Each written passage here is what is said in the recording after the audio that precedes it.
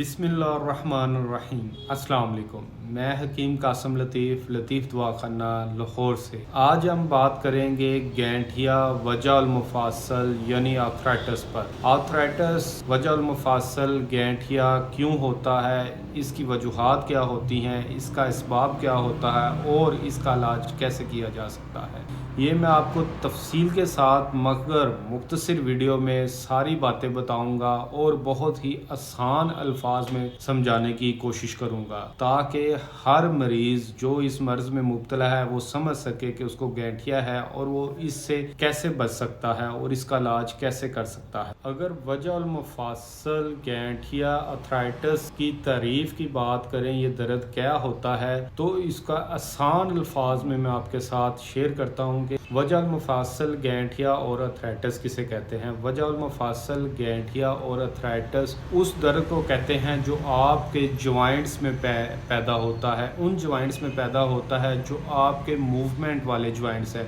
जैसे ये फिंगर के जॉइंट्स मूवमेंट कर रहे हैं, ठीक है, जैसे ये कलाई के जॉइंट्स मूवमेंट कर रहे हैं, ठीक है, और जैसे ये कोहनी के जॉइंट हैं, ठीक है, ये भी मूवमेंट करते हैं, ठीक है। इनमें जो पेन पैदा होता है, ऐसे ही आपके घुटनों में, आपके पाँव के जॉइंट्स में जो मूवमेंट वाले जॉइंट्स हैं, जिस्म के जितने भी मूवमेंट वाले जॉइंट्स हैं, उनमें जो पेन पैदा होता है, दर्द पैदा होता है, उस दर्द पे अगर स्वेलिंग आना शुरू हो जाए, अगर उस दर्द पे साथ सोजिश आए, वरम आए और हड्डियाँ टेढ़ा होना शुरू हो जाए, इट्स मीन ये वजह मुफासल गैंठिया आर्थराइटिस यानी कि ये गैंठिए की बीमारी है। इसका एक टेस्ट होता है जिसका नाम RA फैक्टर है। अगर आप ये टेस्ट करवाते हैं तो आप मज़ीद अपने बारे में मालूमात हासिल कर सकते हैं कि आपको ये मसला गैंठिए का, आर्थराइटिस का है या नहीं है। अच्छा, अगर आपका RA फैक्टर पॉजिटिव आ जाता है, आप गैंठिए के पेशेंट हैं, फिर इसके बाद एक टेस्ट होता है RA फैक्टर एनालिसिस, ठीक है। इसमें आप इस बात का इल्म हासिल कर सकते हैं, इस बात को जान सकते हैं कि आप में के जिस्म में गैंठिया आर्थराइटिस किस हद तक फैल चुका है। ये दो टेस्ट लाजमी करवाएं। किसी मरीज़ को अगर ये मसला लाहिक हो रहा है कि उसके जॉइंट्स में दर्दें हो रही हैं और वो दर्दें दिन ब दिन बढ़ती जा रही हैं, दवाई लेने से या किसी भी पेन किलर अद्वियात के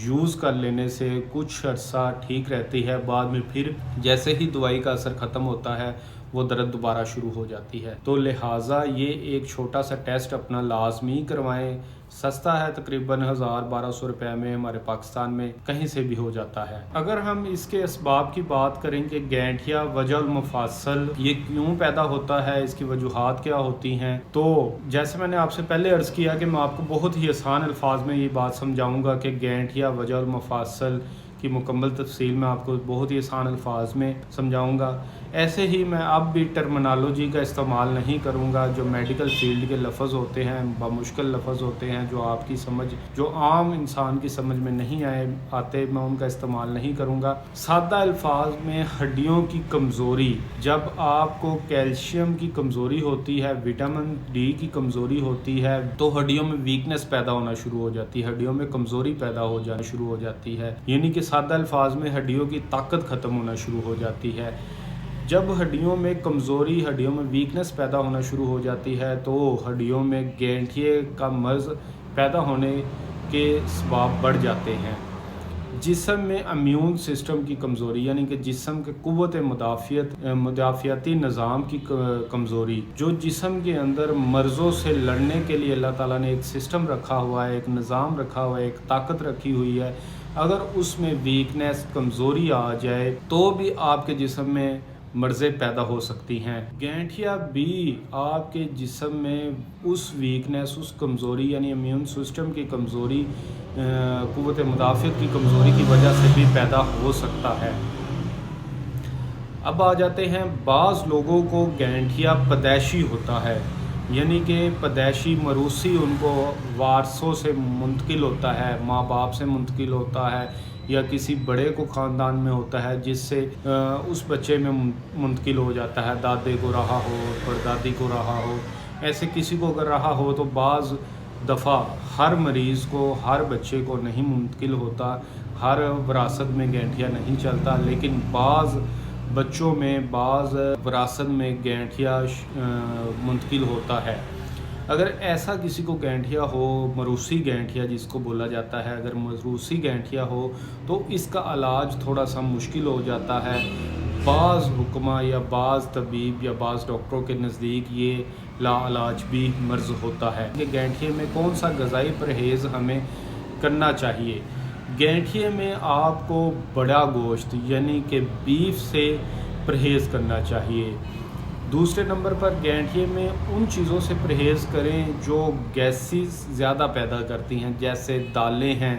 ٹھیک ہے، سبزیوں میں آلو ہیں، گوبھی ہے، ٹھیک ہے، ایسی سبزی ہیں کسی مریض کو اس کے استعمال سے گیس قبض کی شکایت ہوتی ہے تو وہ اس کا استعمال نہ کرے۔ اگر ایسی چیزوں کا استعمال کرے گا، اس کا معدہ ڈسٹرب رہے گا یا اس کا پیٹ ڈسٹرب رہے گا تو اس میں یہ مرض کی تکلیف شدت بڑھے گی، کم نہیں ہوگی۔ پھر یورک ایسڈ کو کم کرنا بہت ضروری ہے۔ اگر کسی گینٹھیے والے پیشنٹ میں یورک ایسڈ ہے تو بھی اس کی تکلیف بڑھے گی، اس کی تکلیف کم نہیں ہوگی۔ اس لیے یورک ایسڈ کا علاج کروانا، یہ یورک ایسڈ پیدا کرنے والی چیزوں کا استعمال کرنے سے پرہیز کرنا چاہیے، جیسے پالک ہے، میتھی ہے، یعنی کہ پتے والی سبزیاں جو یورک ایسڈ پیدا کرتی ہیں ان کا استعمال کم سے کم کرنا چاہیے یا نہ کرنا ہی مناسب رہے گا۔ اگر گینٹھیے کے علاج کی بات کریں کہ گینٹھیے کا علاج کس طرح کیا جا سکتا ہے تو اس کے لیے میں ایک چھوٹا سا نسخہ آپ کے ساتھ شیئر کر دیتا ہوں۔ بہت ہی مفید ہے، بہت ہی کارآمد ہے، ہم اپنے مکتب پر بھی یوز کرواتے ہیں اور اس کا بہت ہی اچھا رزلٹ حاصل کرتے ہیں۔ ایک بات ذہن میں رکھیں، میں پہلے بھی اپنی کچھ ویڈیوز میں یہ بات بتا چکا ہوں کہ کوئی بھی ادویات کے استعمال سے پہلے اپنے قریبی طبیب، قریبی معالج، قریبی ڈاکٹر، قریبی کسی بھی فزیشین سے مشورہ لازمی لیں کہ آپ کی طبیعت اس ادویات کے مطابق ہے یا نہیں ہے۔ لہٰذا لازمی مشورہ لے کے استعمال کیا کریں، چاہے وہ میں نے ادویات بتائی ہوئی ہیں یا چاہے کوئی بھی سوشل میڈیا پر آپ کو طبیب یا کوئی بھی ڈاکٹر یا کوئی بھی معالج آپ کو کچھ بھی بتا رہا ہے تو اس کو تصدیق کرنے سے پہلے استعمال نہ کریں، کیونکہ ہر انسان کی فزیک، ہر انسان کی باڈی، ہر انسان کا میٹابولزم الگ الگ ہوتا ہے۔ یہ جو نسخہ میں آپ کے ساتھ شیئر کرنے لگا ہوں یہ بہت ہی زیادہ مفید ہے، بہت ہی زیادہ کارآمد ہے۔ اس کا استعمال بہت ہی زیادہ مریضوں میں کروایا گیا ہے اور بہت ہی زیادہ فائدہ حاصل ہوا ہے۔ جیسے میں نے آپ سے پہلے شیئر کیا کہ یہ نسخہ ہم اپنے مکتب پر بھی یوز کرواتے ہیں اور بہت ہی زیادہ فائدہ اس سے لوگوں کو ہوتے ہم نے دیکھا ہے۔ یہ نسخہ بہت مشہور بھی ہے اور بہت زیادہ حکماء حضرات اس کا استعمال بھی کرواتے ہیں۔ میں آپ لوگوں کے ساتھ اس لیے شیئر کر رہا ہوں تاکہ آپ لوگ اس سے فائدہ اٹھائیں اور میرے حق میں دعا کریں کہ اللہ پاک مجھے ہدایت کی راہ نصیب فرمائے اور حق پر موت عطا فرمائے۔ نسخہ جو ہے میں یہ آپ کے ساتھ شیئر کر دیتا ہوں۔ اس میں آپ نے موسلی سفید ایک چھٹانک لینی ہے، یعنی 50 گرام لینی ہے۔ اچھا، یہ چیزیں آپ نے جو بھی لینی ہے نا، جتنی بھی میں آپ کے ساتھ شیئر کروں گا، ان کو آپ نے پنساری کی دکان سے یا کہیں سے بھی آپ خریدتے ہیں، بہت ہی زیادہ احتیاط اور بہت ہی زیادہ ہوش کے ساتھ لینی ہے۔ ہوش سے مراد یہ ہے کہ آپ ان چیزوں کو خریدتے وقت یہ خاص دھیان رکھیں کہ یہ چیزیں لگی ہوئی تو نہیں، ان میں گن تو نہیں آیا ہوا، یہ چیزیں صاف ستھری ہیں، فریش ہیں، زیادہ دیر تو نہیں ہو گئی پڑی ہوئی۔ خریدتے وقت یہ خاص دھیان رکھے کہ یہ چیزیں زیادہ پرانی تو نہیں، یہ چیزیں زیادہ دیر سے پڑی تو نہیں ہوئی، ان میں گن تو نہیں لگا ہوا، صاف ستھری چیزیں لے۔ اس میں آپ نے موسلی سفید لینی ہے 50 گرام اور سرنجا شیری آپ نے لینی ہے 125 گرام۔ اس میں آپ نے چھلکا اسبگول ثابت وہ آپ نے ڈالنا ہے 50 گرام اور زیرہ سفید آپ نے اس میں ڈالنا ہے 50 گرام۔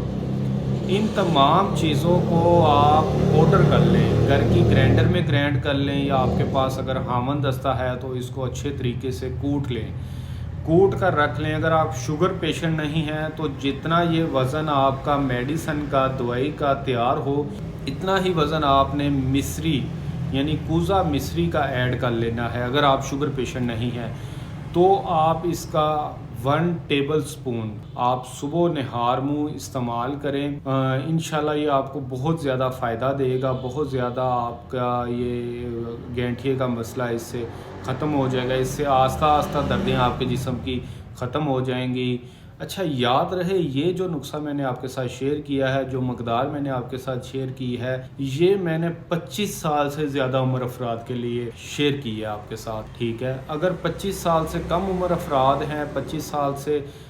نیچے کے افراد ہیں، 10 سال سے لے کے 25 سال تک والے جو افراد ہیں، ان میں آپ نے اس کا استعمال تقریباً ½ ٹی سپون کروانا ہے، چائے والی چمچی آدھی کروانی ہے، اور دن میں ایک ٹائم صبح خالی پیٹ آپ نے اس کا استعمال کروانا ہے۔ اچھا اگر 10 سال سے نیچے والے بچے ہیں، 5 سال سے بڑے، 10 سال سے نیچے، یعنی 5 سال سے لے کے 10 سال والے جو بچے ہیں، اگر ان کو موروثی گینٹھیا ہے، جیسے میں نے پہلے بتایا پیدائشی گینٹھیا بچوں کو ہو جاتا ہے، اگر ہے تو اس کی ایک چٹکی آپ اس کو استعمال کروائیں، بچوں کو استعمال کروائیں، ایک چٹکی سے زیادہ استعمال نہ کروائیں۔ جیسے میں نے پہلے بھی عرض کیا کہ کوئی بھی ادویات، کسی بھی دوائی کو لینے سے پہلے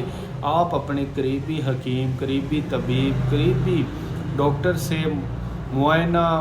لازمی کروائیں، مشورہ لازمی لیں کہ یہ مجھے میڈیسن استعمال کرنی چاہیے یا نہیں کرنی چاہیے۔ اگر آپ نہیں یہ کر سکتے، آپ گھر بیٹھے ہوئے ہی دوائی منگوانا چاہتے ہیں یا آپ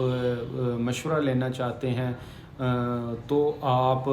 مجھ سے بھی کانٹیکٹ کر سکتے ہیں۔ میرا نمبر 0311 40 71 956، یہ میرا واٹس ایپ پہ نمبر ہے، آپ واٹس ایپ پہ میسیج ڈال سکتے ہیں، میں آپ کو انشاءاللہ رپلائی کرنے کی پوری کوشش کروں گا، اور جہاں تک میں آپ کا مسئلہ حل کر سکا میں آپ کے ساتھ تعاون کروں گا۔